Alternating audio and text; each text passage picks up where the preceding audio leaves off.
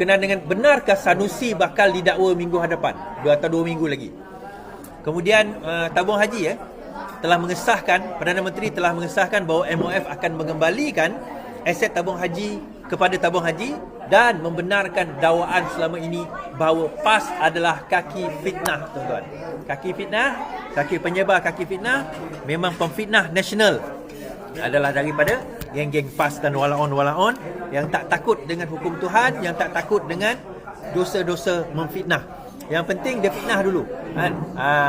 Dia fitnah dulu, kemudian baru dia nak minta maaf. Tu pun kalau dia minta maaf, yang best dia tak mengaku pun dia fitnah, tuan-tuan. Fitnah tu adalah mainan mereka belaka. Baik. So pertama sekali kita akan berbicara sedikit, ada ura-ura baru-baru ini berkenaan dengan apa orang kata, ada rombakan kabinet akan dilakukan dan dikatakan seorang menteri besar bakal naik menjadi di peringkat pusat. Dan menteri besar itu adalah sebenarnya seperti mana saya dakwa, sangkaan saya adalah Amiruddin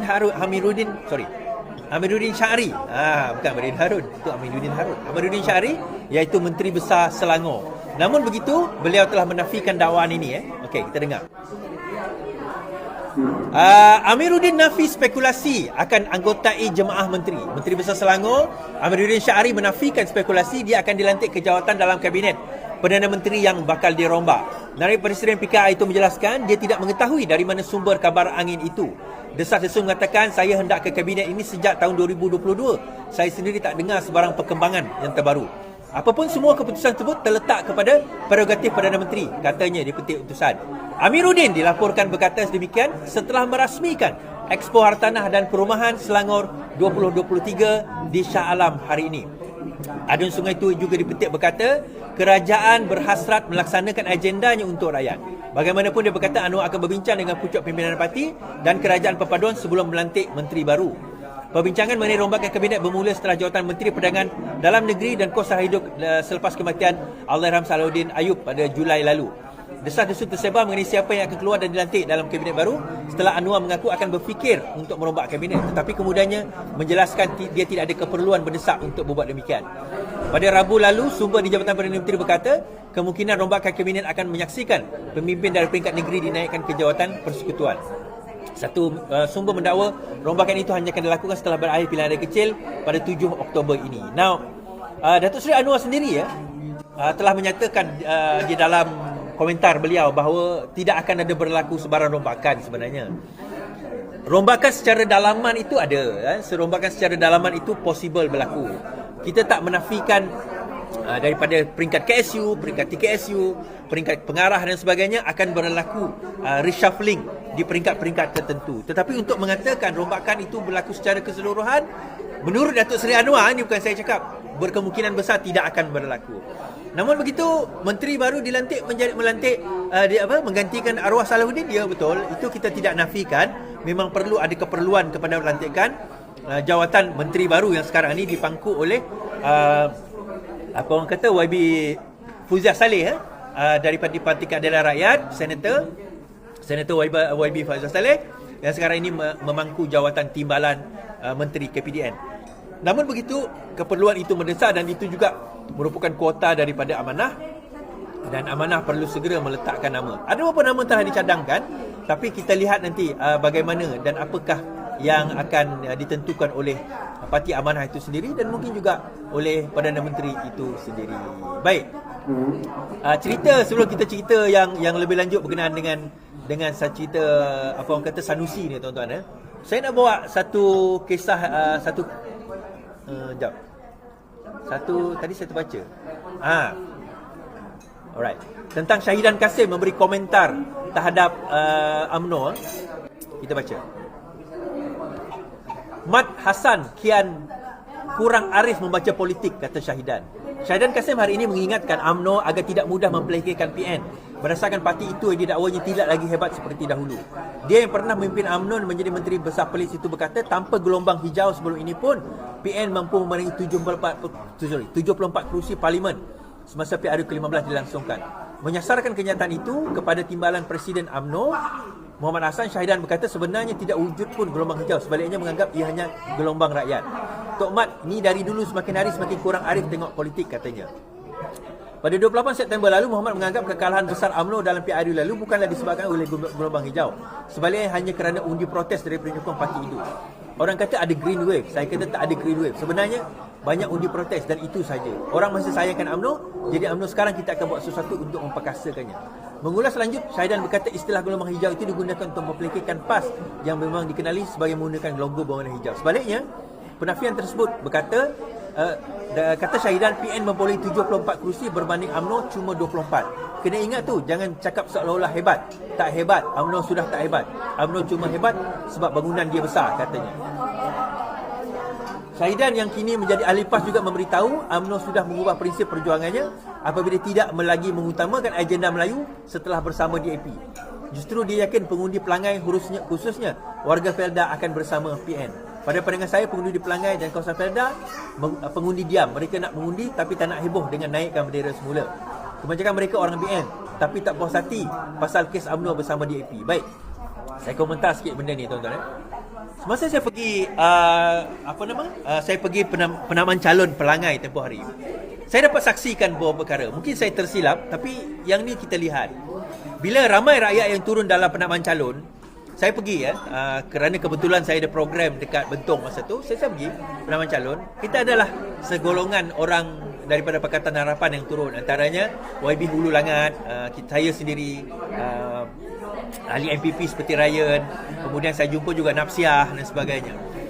Majoriti yang turun kita nampak adalah mereka yang datang daripada Pelangai dan juga sekitarnya, seperti Bera kita kata.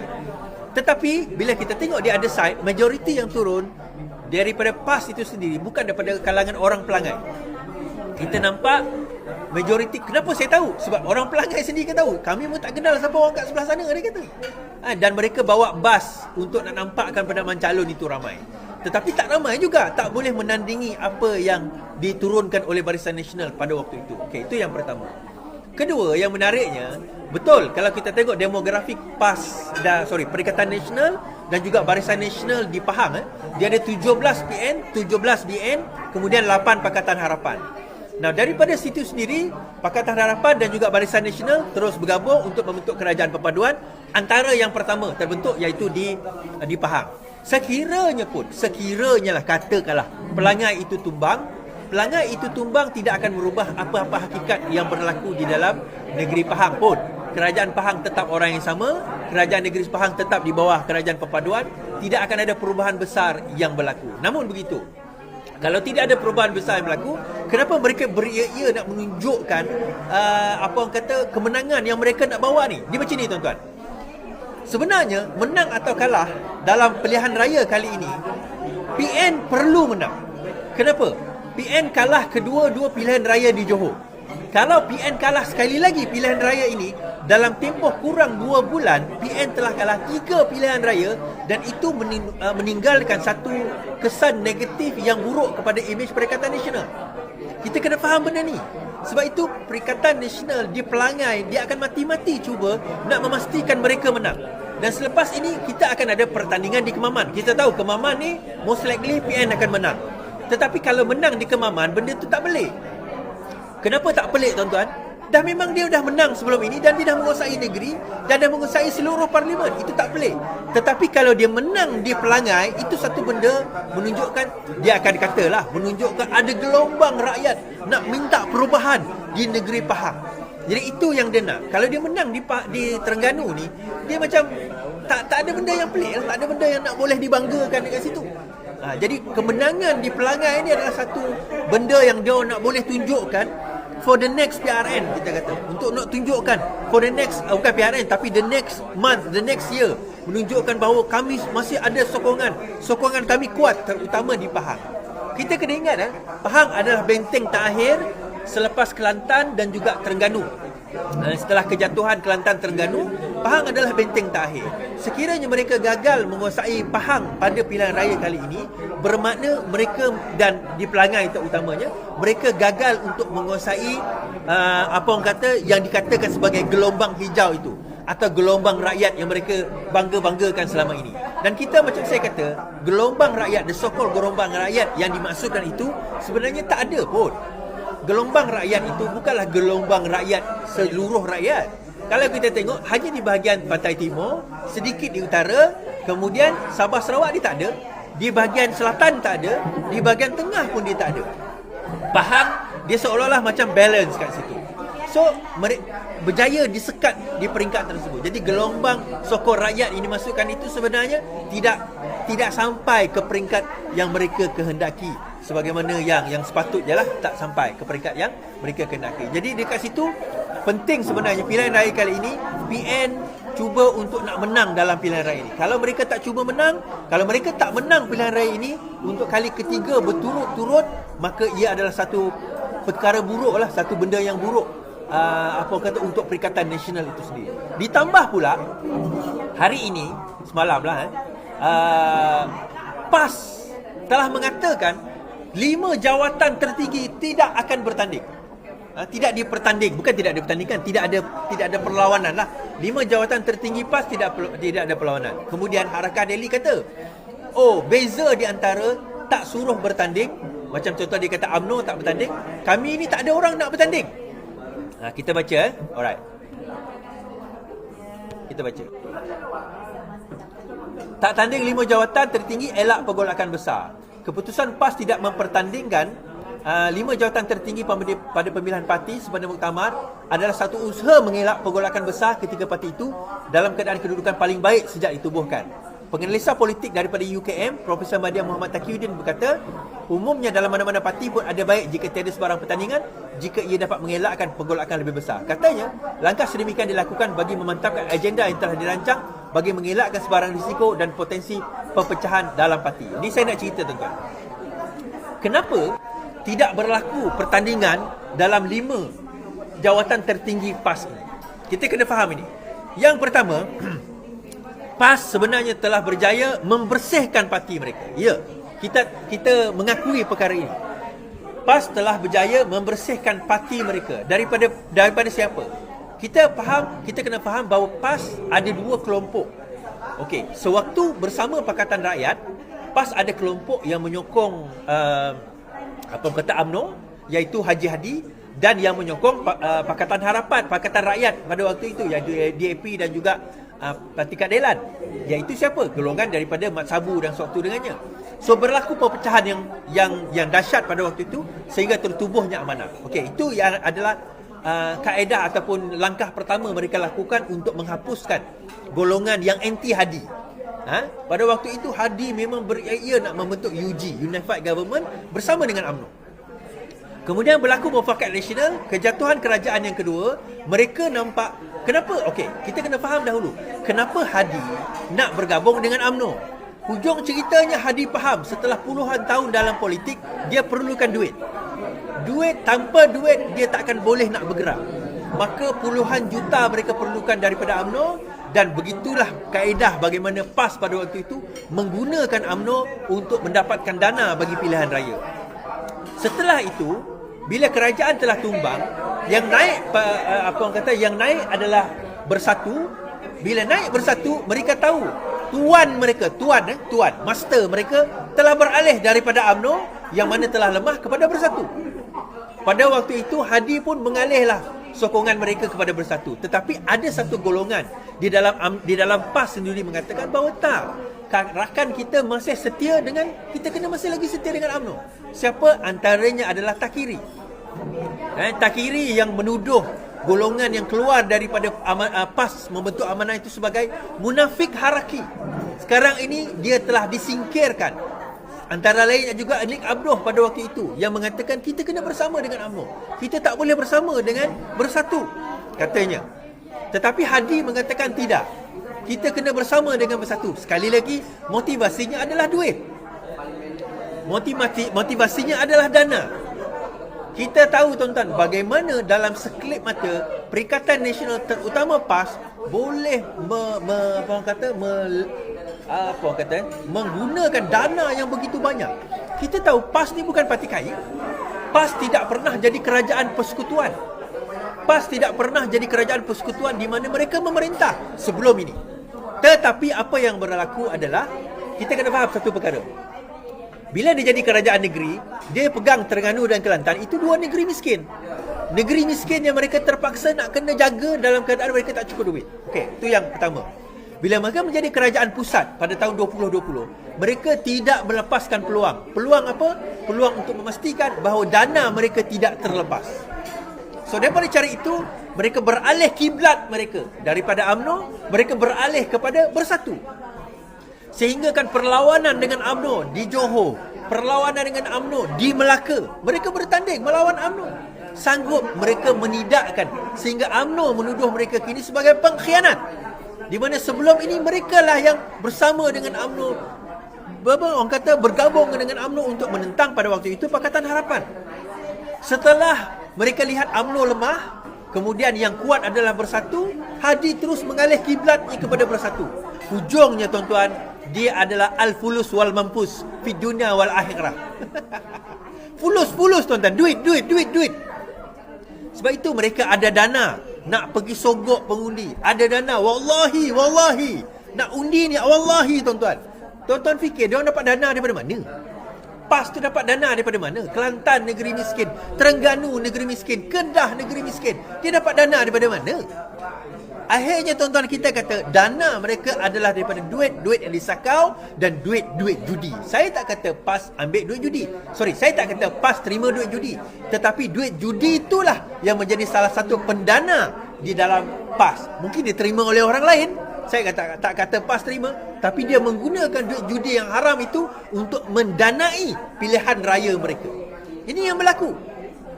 Dan kita tak boleh menafikan hakikat bagaimana mereka boleh bertanding 100 lebih kerusi, menggunakan bendera yang lebih banyak daripada Barisan Nasional dan Pakatan Harapan dalam pilihan raya yang lepas. Dan akhirnya dalam pilihan raya kali ini kita dapat saksikan duit yang berkoyan-koyan, seolah-olah limitless duit dia.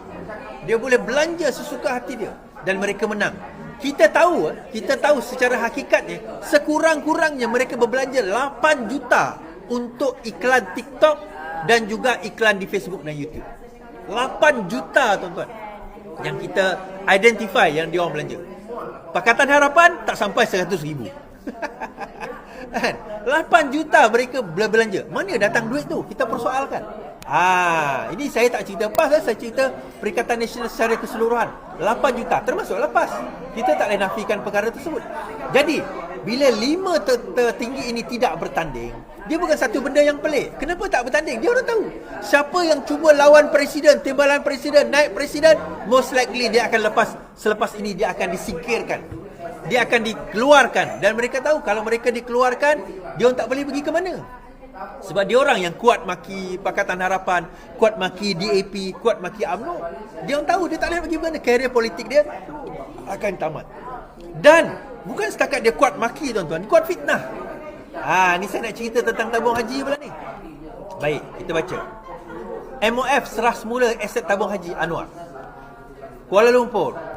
Kerajaan akan menyerahkan semula aset tabung haji yang diletakkan di bawah SPV, Special Purpose Vehicle Kementerian MOF kepada tabung haji, kata Datuk Seri Anwar Ibrahim. Perdana Menteri juga Menteri Kewangan berkata, keputusan itu dibuat setelah MOF berpuas hati dengan isu pengurusan dan tata kelola yang berbangkit sebelum ini, selain prestasi kewangan tabung haji yang telah memulih, khususnya setelah bergelut isu kepincangan sebelum ini.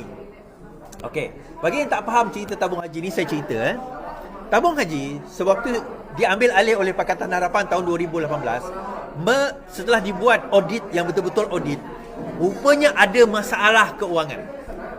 Okey, Akta Tabung Haji mengatakan sekiranya di dalam balance sheet liability itu lebih daripada aset, maka tidak boleh diberikan dividen kepada pendeposit. Now, macam mana aset liability lebih daripada aset? Bermakna terdapat perbelanjaan yang sebenar dan hakikatnya tidak berhemah. Tetapi macam mana pula selama ini diberikan juga deposit kepada pendeposit? Rupanya mereka tipu akaun. Mereka telah tipu akaun. Dia ada kaedah, creative accounting ni ada kaedah. Alright, disebabkan ditipu akaun boleh. So bila dikaji semula, rupanya banyak hutang-hutang, aset-aset yang dibeli oleh tabung haji tak pulang modal. Antaranya adalah apa dia tuan-tuan? Hotel Raya di Kuching. Hotel Raya di Kuching. Saya pernah pergi Hotel Raya tu. Hotel itu kosong. Tak boleh nak dibuat. 2019 saya pergi. Macam mana saya boleh pergi? Security guard dekat hotel tu kawan saya. So saya boleh masuk.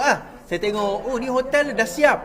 Tapi tabung haji tak boleh nak jalan sebab tak ada cukup modal untuk nak run the hotel. Hotel dah siap dah. So bila dah take over, masa tu kerajaan berfikir, macam mana kita nak selamatkan tabung haji? Dalam masa yang sama, kita kena bagi deposit ataupun kena bagi dividen kepada pendeposit. Kena bagi dividen. So bila liability lebih daripada aset, hutang lebih daripada aset, so kerajaan kena interfere. The quickest way adalah macam mana? Jual aset. So jual aset kepada siapa? Soalannya jual aset kepada siapa? Akhirnya tabung haji MOF, pada masa itu MOF Lim Guan Eng telah mewujudkan satu SPV, Special Purpose Vehicle Company, satu syarikat. Dia bawa MOF. Syarikat ini yang akan membeli aset-aset tabung haji. Now, macam mana aset tabung haji ni boleh membantu daripada segi akaun? Okey, katakanlah dia ada aset. Katakanlah aset dia bernilai 10 juta. Contoh je lah. Ini 10 juta contoh. Tetapi disebabkan oleh tidak ada kerugian dan sebagainya, maka liability dia menjadi 18 juta. Lebih daripada aset. Jadi dia jual aset tersebut, hutang-hutang dan juga tanggungan-tanggungan, contoh hotel raya tadi yang tidak mempunyai pendapatan, akhirnya dah hilang, di write off daripada account. So jualan tersebut dia akan dapat aset, dia dapat cash. Dana tersebut dimasukkan, maka dia akan mengurangkan liability, maka aset dia pun kekal ataupun berkurangan, tetapi liability dia lagi kurang daripada aset. Daripada situ maka boleh dideklarkan dividen kepada pendeposit. So sekarang ini bila dah diserahkan, dijual aset itu kepada MOF, so MOF simpan, MOF jaga, ada yang diproses dan sebagainya, dipastikan. Raya Hotel dah beroperasi sekarang ni. Raya Hotel dah beroperasi. So setelah okey, maka aset itu secara perlahan-lahan diserahkan kembali kepada tabung haji. Itu yang berlaku dalam tabung haji sekarang ni. Jangan tak tahu. Jadi, dan juga Perdana Menteri menyebut, setelah meneliti, saya sudah beritahu dari awal lagi, sebaik tabung haji diurus dengan baik dan meyakinkan MOF akan pulangkan aset tersebut kepada tabung haji.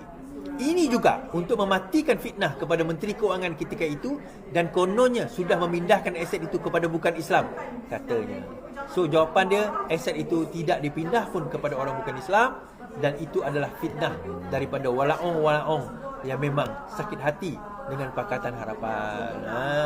Jangan tak tahu tuan-tuan, jangan tak tahu. Baik. Saya tutup dengan satu cerita. Saya nak kena tak boleh lama sangat. Dua cerita.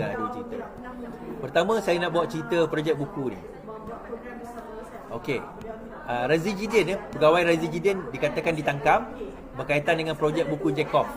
Tersebar beberapa hari yang lepas lah, beberapa minggu lepas, berkenaan dengan perkara ini. Okey. Projek cetak buku KPM, banyak bukti baru dikumpul, kata SPRM.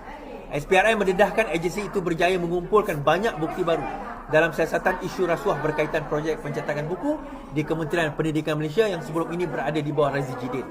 Ketua Pesuruhjaya SPRM berkata ia susulan penahanan dua individu termasuk bekas setiausaha politik seorang bekas menteri bagi membantu siasatan projek bernilai 80 juta. Rundingan terus. Kes ini masih aktif disiasat dan banyak bukti baru yang dikumpulkan pegawai penyiasat. Bagaimanapun, memandangkan ia kes baru, jadi berilah kita sedikit masa. Azam berkata demikian ketika kepada memberita setelah menghadiri program SPRM menembak bersama media. Pada 23 September lepas, Timbalan Ketua Pesuruhjaya Operasi SPRM Ahmad Ksyari Yahya mengesahkan penahanan bekas setiausaha politik itu dan seorang pemilik syarikat pencetakan pada 22 September bagi membantu siasatan kes di bawah Seksyen 16/A/B Akta SPRM 2019.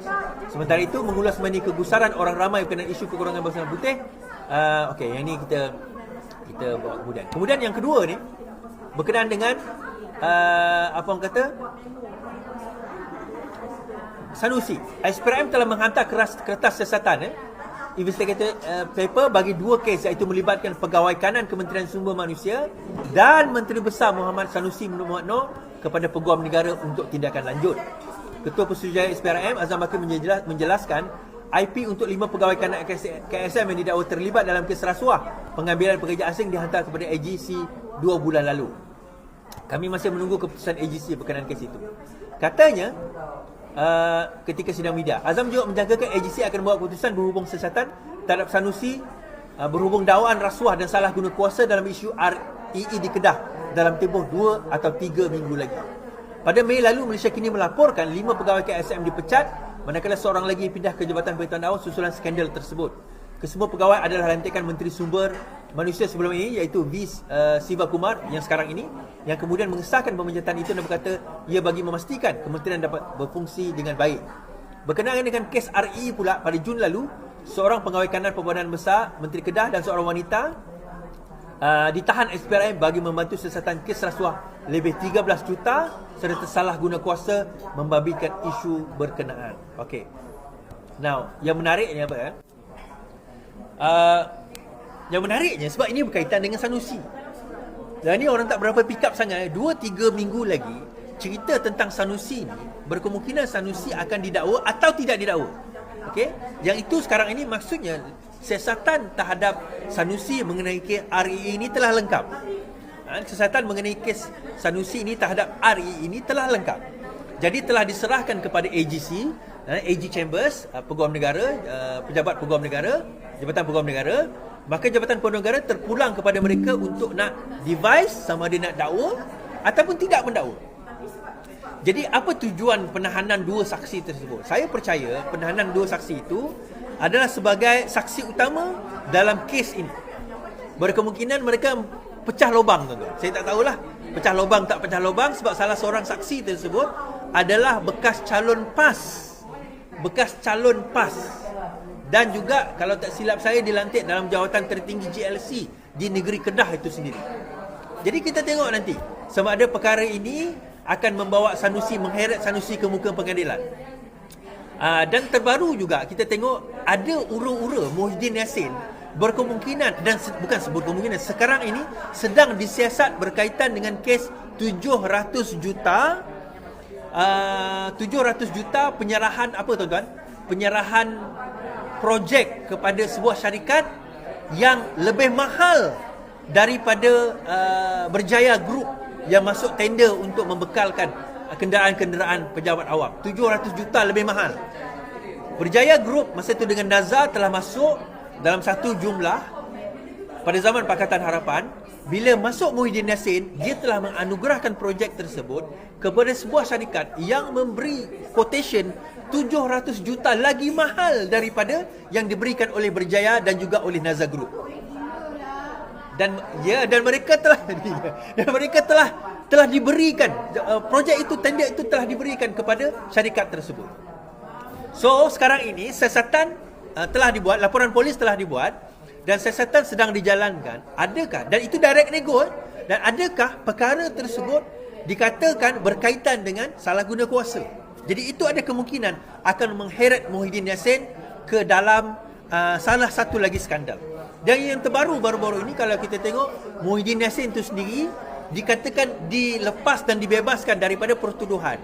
Tetapi dalam rayuan yang dikemukakan oleh pendakwa raya, dia kata bahawa hakim telah terkhilaf dalam menentukan perkara tersebut dan mengatakan tidak patut dilepas dan dibebaskan. Sebaliknya, kuasa pendakwa raya mereka boleh meminda akta atau pertuduhan tersebut dan tidak patut dilepas dibebas. Patutnya dilepas tanpa dibebas, itu paling kurang. Dan ataupun dibiarkan trial supaya boleh di amend pertuduhan tersebut ataupun diubah pertuduhan tersebut. Jadi bermakna, tuan-tuan, ini bukan pengakhiran cerita Muhyiddin Yassin. Korang jangan seronok sangat. Itu je cerita dia. Jangan seronok sangat. Keseronokan itu tidak bertahan lama, tuan-tuan. Dia ujung ni macam ni, tuan-tuan. Integriti, tata kelola, rasuah, judi. Inilah dia mainan dan juga orang kata benda yang sekarang ini bermain di dalam Parti Perikatan Nasional, yang digunakan oleh Parti Perikatan Nasional. And that is why kenapa mereka ada dana yang begitu banyak. Kita jadi kerajaan juga 22 bulan, duit pun tak ada, tuan-tuan. Saya pengarah Setiausaha Koordinasi. Saya Setiausaha Koordinasi Penerangan Pusat Parti Keadilan.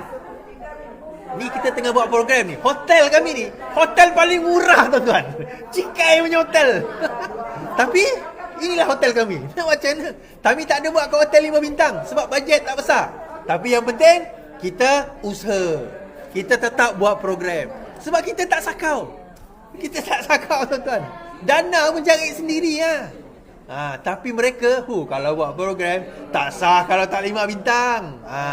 Tak komplain, hotel ni okey, tak ada masalah. Murah-murah pun still okey. Tak adalah kita nak buat dekat Pullman ke, dekat Hilton ke, dekat ni, tak ada. Sebab bajet kami setakat apa yang ada. Makan pun alhamdulillah, syukur nikmat. Orang bagi kek, alhamdulillah. Happy birthday siapa yang buat birthday pada bulan ini Bismillah. So, kesimpulan daripada saya, tuan-tuan, kita boleh kata beginilah. Hujung dia terpulang kepada kita sebagai rakyat menentukan siapa yang berintegriti, siapa yang solam, siapa yang tata kelolanya baik, siapa yang rasuah, siapa sebenarnya yang baik, siapa sebenarnya yang menunggang agama, menunggang bangsa tapi semata-mata untuk berkuasa. Kedah sekarang ni banjir, tuan-tuan. Kedah sekarang ni banjir.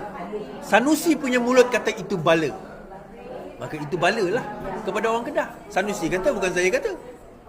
Kan? Jadi kita berdoa lah yang baik-baik saja untuk orang Kedah. Sekian daripada saya. Selamat malam. Selamat beristirahat. Yang penting lawan, tetap lawan. Assalam.